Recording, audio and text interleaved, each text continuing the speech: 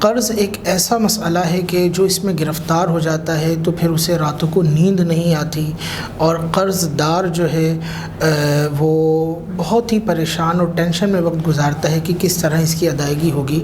بہرحال اس سلسلے میں احادیث طیبہ کے اندر بھی وظائف تعلیم ہوئے قرض سے نجات کے لیے، اور بزرگان دین نے بھی اس سلسلے میں مختلف وظائف مرحمت فرمائے۔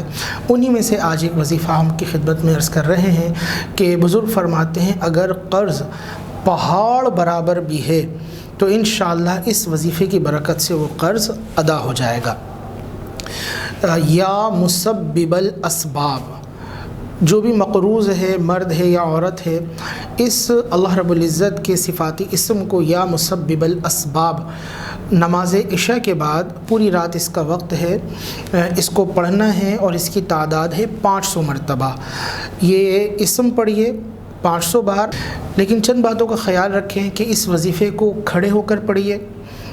اسی طرح پڑھتے وقت سر اور آسمان کے درمیان کوئی چیز حائل نہ ہو، یعنی اسے کھلے آسمان کے نیچے پڑھیں۔ مرد ہے تو سر سے ٹوپی اتار کر پڑھیں۔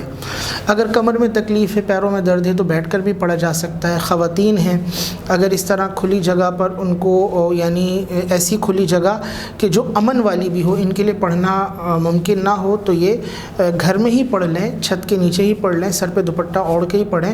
لیکن مردوں کے لیے یہ ہے کہ بالخصوص یہ پڑھیں تو آسمان اور سر کے درمیان کوئی چیز حائل نہ ہو۔ عورتیں پڑھیں تو سر پہ دوپٹہ لے کر چھت کے نیچے پڑھ لیں، اور اس عمل کو جاری رکھیں۔ 1 ماہ سے لے کر 40 دن تک اللہ کی رحمت سے امید ہے قرض سے نجات، اور قرض سے خلاصی کے لیے غیب سے اسباب پیدا ہو جائیں گے۔